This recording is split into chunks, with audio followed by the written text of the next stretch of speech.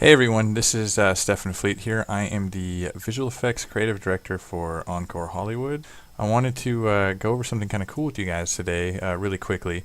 It's going to be kind of, I guess, you could say intermediate to advanced tutorial. I've already sort of built it out, and I'm not going to spend too much time going over the basics of how I do things. I just kind of want to explain things. So you're going to kind of have to have a familiarity with channels and all the basics of NUKE, as well as rotoscoping and all that stuff. Anyway, this tutorial is on the dark art, the black art of beauty, de-aging or getting rid of wrinkles in people. Sometimes we actually do it on purpose, like if we're doing flashbacks, and that's kind of a known thing. But a lot of times in this day and age, in the era of high definition, we do little touch-ups here and there. The idea basically is to take something like this is my dad here, Robert, in a short that I shot on a 5D, and as you can see, I sort of shot him in this hard light and sort of magic hour light, and this magic hour light's giving him sort of a rougher outline right around here. I personally like this, but for argument's sake, let's say we wanted to smooth it down and make it look something like that. Now that's a pretty extreme example, and that's what I did for you guys, but as you can see now, looking at the camera left and the camera right, as I'll just I'll play this out real quick, you can see that he's quite smoother, but he does retain some highlights and all that good stuff, and I did about that much of it. I didn't do the whole thing. Let's jump right into this and see how to do this. Okay, so the first thing we have is our original plate, and I'll just maximize my screen, hit F. Here's my original plate. You can see it. It's pretty cool. I shot it on a long lens on 5D. I did, just to let you guys know, I enhanced the grain a little bit. Okay, so that's our original plate. Now we're going to want to go in and we're going to do this, touch this stuff up here. One interesting thing to note, the first thing we're going to do, we're going to degrain it. And I'm going to use Furnace Denoise for this. I've already preset my denoise. Basically, you pick a place. I went to frame 1. I picked a white place right here, made my sizes, all this stuff. Pretty straightforward node. When you look through it, you will see, I just move this real quick and you'll see it'll calculate again.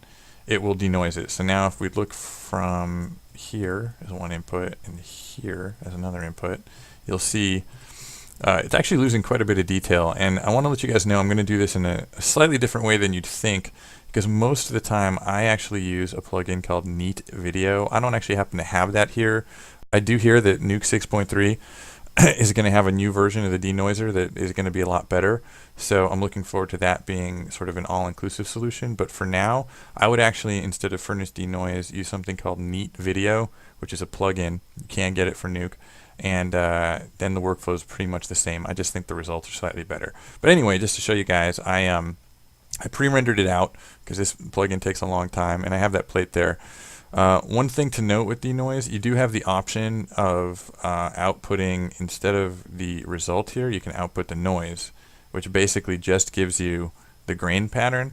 Now I didn't do that, again, because I'm showing you sort of how I would do this with Neat Video, so I'm pretending I don't have that option. So anyway, so we have our denoised plate, if you will. So I pre-rendered it. So here is kind of the base for everything we're going to do, and this is our degrained plate right up here. So I pre-rendered it out. It's important to note too that you're going to want to do something kind of a high-end format, you know, JPEG, Targa, anything 8-bit. It's not really going to work for it. Let's see what we got going on here. Basically what I'm doing is I'm using a bunch of roto to pick out my areas, and I am blurring them and doing some sort of minimum maximizing to them, maybe keying some stuff back on top. I gave you guys some options here. It's kind of like everything in the kitchen sink. Did some cool stuff here with a tricky little channel merge and some grades stuff back here, and then I'm adding the grain back on by doing some simple subtraction and stuff over here. And then again, we're getting that end result where we're really just killing a lot of that stuff, man. It's like he's almost like a different person. I do see, looking at it, you know, there's still a little bit of difference from the neat plate, or the clean plate, I call them neat plates, up here, and the eye looks like it's getting a little bit of it in there. You might want to mask out the eye and put it back in. But here's the original plate, and here's the new plate, and you'll see that the grain is almost identical. Definitely. This is just NUKE being funky over here, but definitely no change whatsoever where there isn't any business going on. The only change you're getting is right here. So it's a really good way to keep identical grain and really just kill a lot of stuff. And there's a lot of options in here for bringing back stuff, mixing it back, stuff like that. One important thing to note, one thing I'm not doing that is very typical in sort of the way these things are done. I'm going to disable this grade so you can see some of these highlights coming back in. One thing I'm definitely not doing is I'm not doing what some people call a source node, and that's sort of the classic thing where you roto this piece of eye and you take a piece of skin from down here and you pull it up here and hopefully smooth it out. That usually works pretty well for bags under the eyes, but as you can see with this one, it'd be really tough with all this dynamic lighting and stuff, and the fact that his head turns up, it'd be really tough to source node this. So the first thing I did is I actually used a program called Mocha. Alternate tab over to Mocha right here, and I did my roto. It's not a Mocha tutorial, but if you know Mocha, you know how amazing it is. If you don't know Mocha, I highly recommend learning it. You can get Mocha for After Effects for free with After Effects. It's all the same tools. It doesn't export to Nuke, unfortunately.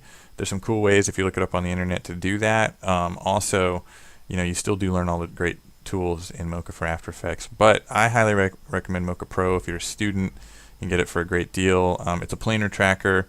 It does wonders. Basically, I was able to throw these few simple shapes up here, hit go, and with some minimal adjusting and keyframing, it pretty much just latches onto the planes and just does a great job of handling the areas that we need for beauty. This has been a huge time saver for what I do.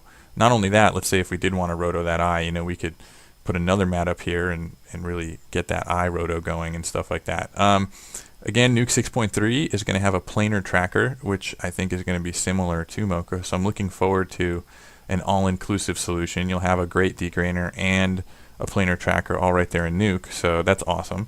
If you don't have Mocha, you're going to, do it the old-fashioned way, if you will. In Nuke, you're going to go in and you're going to just have to roto these things and keyframe them over time. You can see the keyframes transposing from Mocha, which is really cool with this latest update. I'll just show you how it imports real quick. It's really easy. So I have three things that I did here. I did this.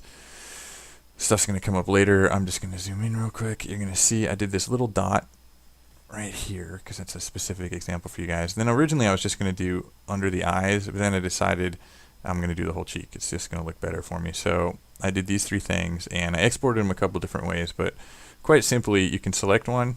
You can hit Export Shape Data, hit Nuke. It's Nuke 6.2 Roto for the greatest update of Mocha Pro. It used to just be called Nuke Roto Paint. And then you can either do the selected layer, all visible layers, or everything, even if it's turned off. So I'll just do all visible layers real quick just to show you how this works. Hit Copy to Clipboard. I'm going to Apple tab or alternate tab over to my Nuke. And I'm just going to click off here somewhere and just hit Paste. And you're going to see that it brings in a Roto node, which is great. I'm going to look through it, and you're going to see, lo and behold, there it is. And one thing that's really cool in the Roto Paint node is it imports them, and if you name them in Mocha over here, dot cheek eye, you're going to see them named the same here. It actually transfers everything, which is really cool. You can turn on and off things and do all this really cool stuff with it. You can see my Roto. You can go in and grab it. Sorry, my voice is cracking. It's hot today. It's just a really cool, great tool for. So there we go. I've got that one selected. The dot. Let's do the cheek. See, and you can see just the points here, which is great. This is I'm actually discovering this for the first time, and this is great. It used to literally be every single keyframe. And what we used to do, I guess it's not as big a deal anymore, but I'll show you, is let's say I wanted to feather out this bottom part right here. This ripple edit is really cool. It's kind of like the Uber key in Mocha. What it lets you do is affect keyframes over every frame regardless of keyframes. So I would come here, I would grab these, and I would just, I'm Apple clicking to bring it out, feather stuff out like this, which is really cool. But then you're going to see that it's not going to mess up my movement, and it's going to happen. Well, I guess it did, actually. I don't know why. It's really interesting. I'll have to look into that. That's got to be something new with the new update. It seems to be working fine until before this one keyframe, which seems to be like some hero keyframe. So I'm just going to go see if I can delete that keyframe and see what happens. Hold on 1 second. Let's go to the, we'll see here if we look at the dope sheet, it still is every single frame. So it seems like what it's doing is it's got a matrix with every frame. See, we're discovering things together. There's a matrix with every frame. Let me zoom in. I'm also not used to this resolution here. Nuke's being a little chunky. So it's something to do with this matrix. The matrix is keeping it looks like it's keeping the XY position on every single frame, and it's just only putting keyframes on the curve. So it's kind of cool. Give me a little bit of trouble, but that's okay. I would probably kill that keyframe and see what happens. Still giving me trouble, aren't you? Let's see. Die, keyframe, die. There we go. So now it's working. So I don't know what that was all about, but I fixed it. Not a big deal. You can see that I have feathering now going over everything, and definitely something to explore. This new Mocha import is going to change things just a little bit. Okay, so I'm going to delete that because I've already got it over here. You can't see it, of course, and that's because what I've done is I've shuffled the roto away from the RGBA channels into a new channel that I call beauty.I. Again, I'm not really going to go into channels too much, but you know, if you're not familiar with them, I would definitely get familiar with them. It's important. Big part of NUKE to know about channels. Okay, so here we are. We're in the roto node, and I did indeed feather this one out. Okay, so here's my roto shuffled into beauty.I. So if I were to go up here and say I want beauty.I to be what happens when I hit A, you're going to see it. Here it is. Okay. So I'm kind of doing this the using channels method, not the sort of broken out node method. I'm doing the NUKE for Trainers series right now through Foundry and FXPhD, and there seems to be a sort of a big topic of debate going on right now, which is do we do it this way, which is what is sort of being recommended, which is the traditional NUKE way, or do we do it sort of the newfangled tons of nodes plugged in everywhere way? And you know, and I'm myself studying doing it this way more because I do think it's cleaner, and when you wrap your head around it, more organized for transferring things back and forth. And yeah, so anyway, so look into it if you don't know it. It's definitely the way to go. All right, so I've got my roto in for Mocha, and it's pretty much good to go. That's great. The first thing I'm going to do is look at it. Again, I'm going to go back here, make this beauty.I so we see it, and hit A, and see that, well, it's got some pretty hard edges. So if I were to say, let me disable this real quick. If I were to say blur it, and I'm going to hit O to hide it real quick, you're going to see some really hard edges right here in my blurring. So the first thing we're going to want to do is we're going to want to blur this. And there's lots of other ways to do it. You could do feathering in here. I'm just a big fan. It's a little bit different. When you feather up here, you're kind of dealing with that linear color space. Blur is kind of a different algorithm, and it does more of what I'm used to a blur doing from my old After Effects days. So I just prefer throwing a blur down here and you know, sort of blurring to taste. It also gives you separate controls and visualize it, which I think is important. And again, just to remind you guys, we're doing all this to the degrained plate. This is the degrained plate. So we've added this channel on the degrained plate. We blurred that channel. Can't see anything yet because we haven't done anything to RGBA, but now we're about to. Now we're about to do sort of a minimum maximum thing. I'm going to take one dilate, and I'm going to dilate the crap out of it. And I am dilating it in the negative way. I just kind of eyeball it. Then I do another dilate, and with this dilate, I actually threw in a slight expression. Hit equals here, you'll see it. I took I just bumped the mic, sorry. I took the previous dilates data, put it in here so they match, and then gave it the inverse, or the opposite, sorry, by multiplying it times -1. So whatever I do to this one, it's going to be the opposite that happens here. And as you can see, it gives you this kind of cool mini-max thing going on here. Let me tweak them real quick just so you can see. It gives you kind of a cool smoothing effect. You still see those squares in there, but it's a far cry from this to this because it's kind of shrinking the data and then expanding it again. So it gives you sort of an interesting thing. I'm going to go back to what I had it at, let's say about 4. And then after all that, I'm blurring it. You might be wondering right now how this is only happening to this area, and that's because if you look in every one of these nodes, this is where that whole channel thing comes in. I'm masking it by beauty.I, which is the channel that I created right here. So every one of these is using this channel, beauty.I, to mask it. So that's it's kind of cool, and it's a great way to work again. So I'm going to switch this back to alpha for now. So if I hit it shows you the alpha, and I'm turning overlays back on. So okay, that's my basic work right there. Still, the edges are kind of rough, and you're looking at it going, wow, that looks like you just blurred the guy's cheek. And you're right, I did. And by the way, if I disable these two dilates, you're going to see that the blur works as well. And sometimes all I do is a blur. These just, to me, retain some detail, give a slightly different result. It really depends on what you're going for. I'm showing you guys kind of everything in the kitchen sink. And in this case, I sort of derived a look that I liked that used all of them. The next thing I did is, see this little piece right here? I just want to show you guys how you can get rid of something using the same technique that's a little more specific. There's a little red dot here, and I was like, well, I don't really like that red dot. It looks like an eyeglasses pinch or something like that. So I did the exact same thing. I brought in the beauty this time for just that little circle called dot, and I shuffled it to its own channel called beauty.dot. Here it is. I blurred it. Blurred a taste, if you will. And the way I usually blur them is I actually put in my dilates and stuff, and then mask everything and just keep sort of dial it in. You know, you just kind of see.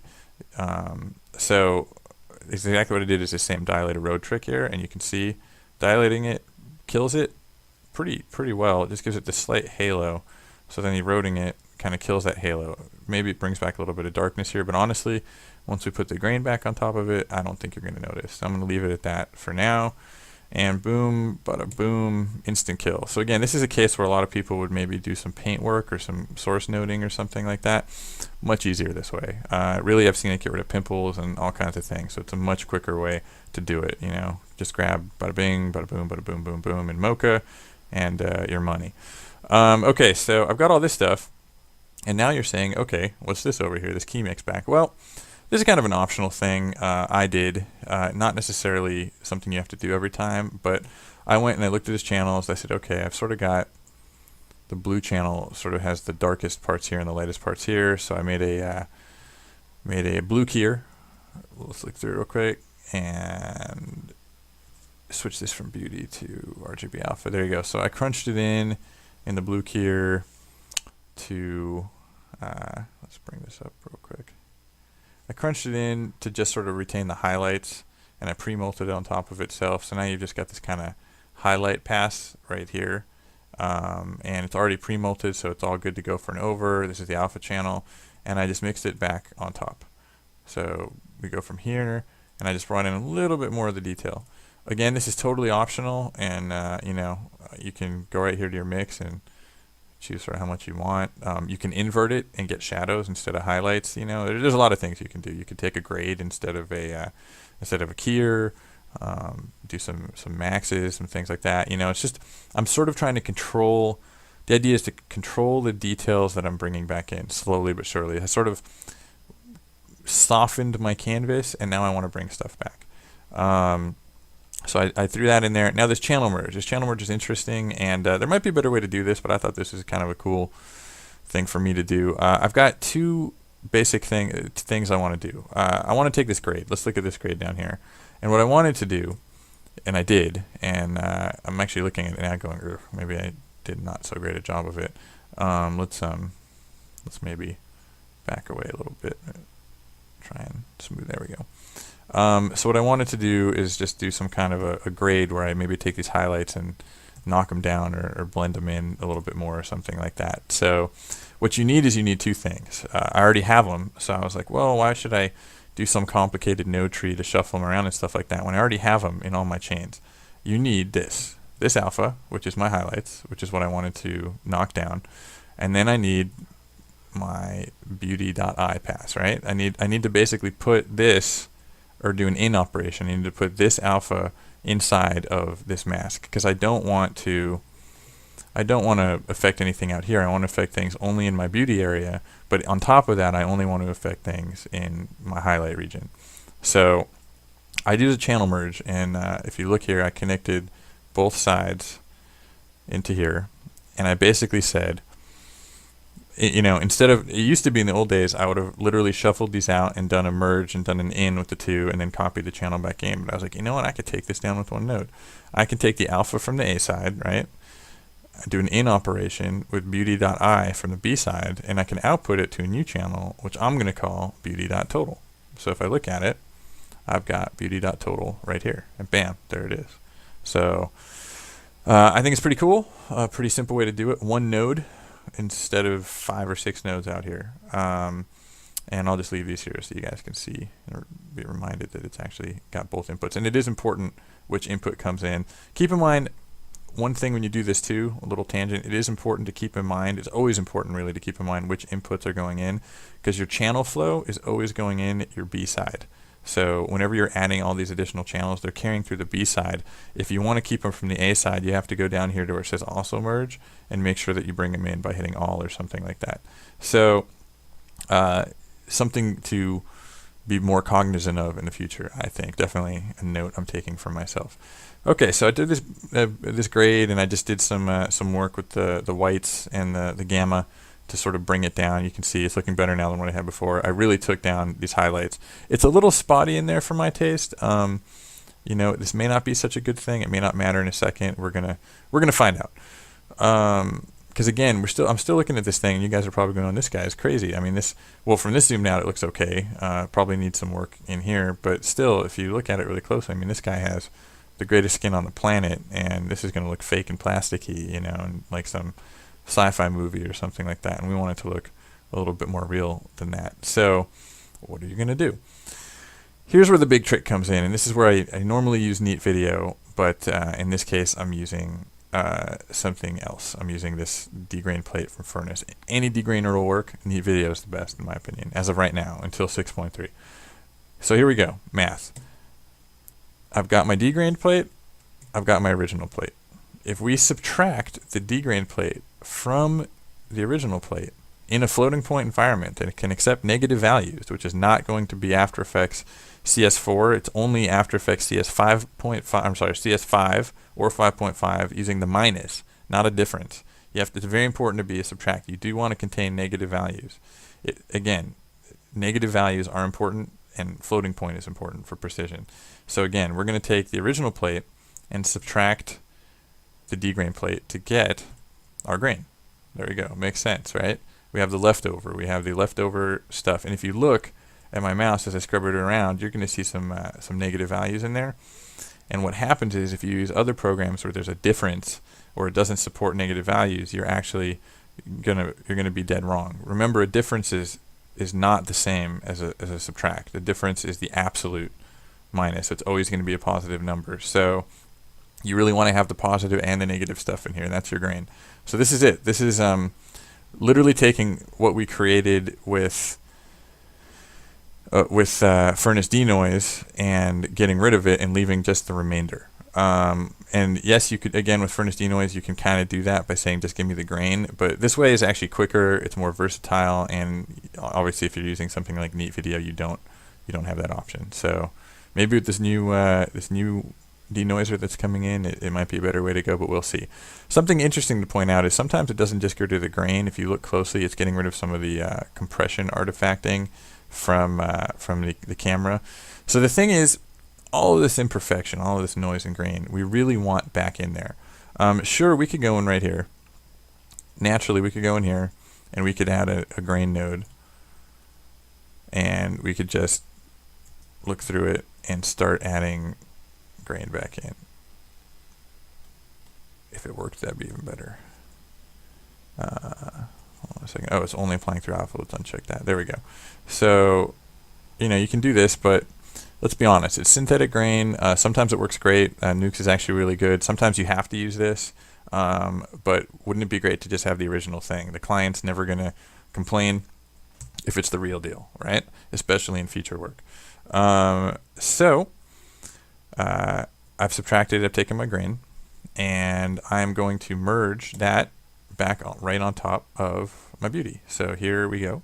It's a plus, right? Simple math, because we've subtracted it. If we add this to this, we get this. So simple math totally works. Add the grain to the degrain plate gives you the grain plate again. So in fact, there would be no difference if we just added these two back together right here. And I'll do that for you real quick just to show you. Well, it's going to merge. We're going to do this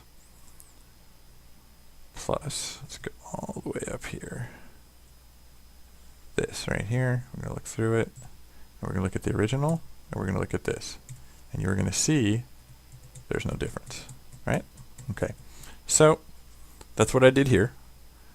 I added it back on top of my beauty. Now obviously there is a difference because I've done a lot of work underneath it, but it is still adding grain back on top, and it's a fairly convincing grain. And something that I like is that it's adding that grain back on top, and it's actually bringing back in some of the detail with that grain. And I think the key to good beauty isn't 100% killing all the detail. If you wanted to do that, you would have to use synthetic grain because there is detail in that grain.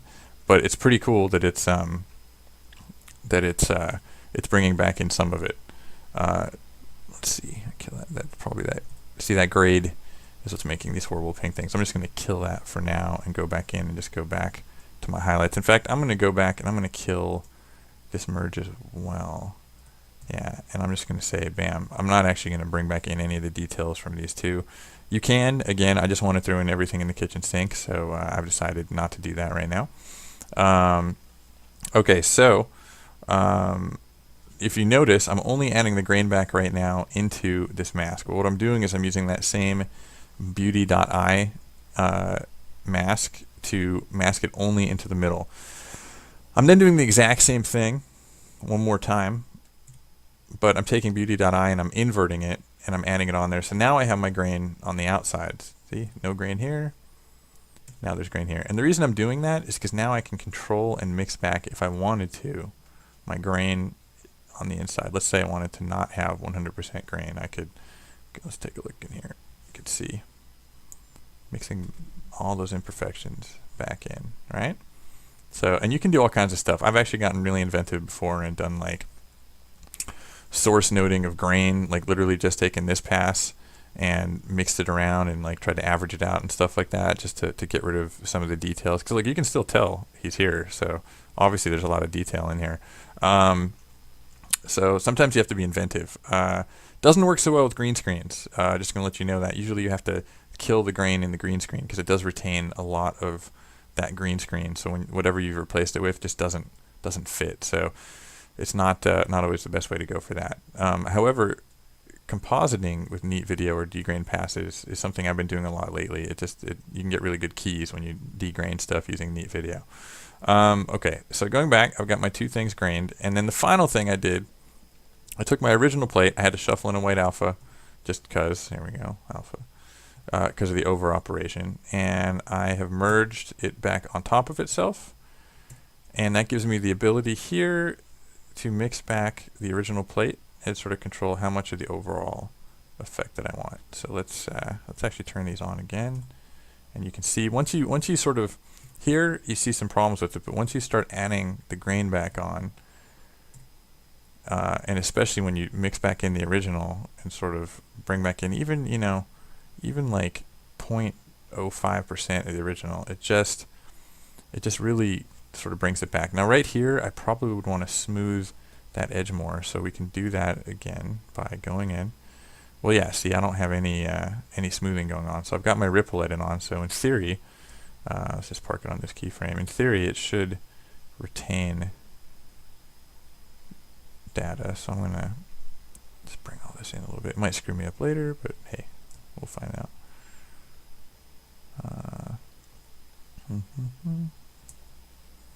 Okay, and let's close that roto. There we go. And there you go. So as you can see, pretty significant degraining. I got to tell you, when you get good at this stuff, and especially if you build yourself some gizmos, you can pretty much knock this out in record time.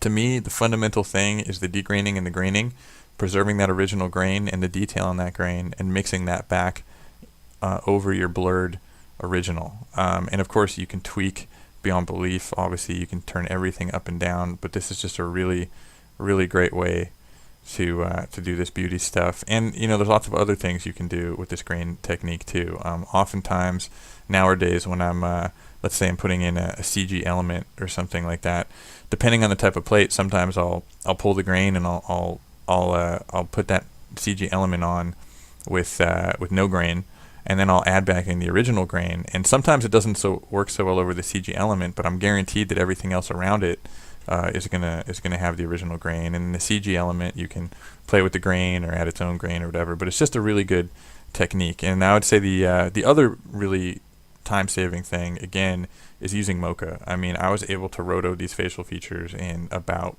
a minute using Mocha, whereas using anything else is going to take you more time. I mean, another good program for this would be Silhouette. Silhouette also has some planar tracking. I just think, honestly, for this, Mocha sort of wins the prize. But again, really looking forward to how they do it in NUKE 6.3. Maybe I'll revamp this tutorial in the future. So that's pretty much it. If you guys have any questions, comments, better ways to do things, I'm open. I'm all ears. So let me know. And that's it. See you guys later.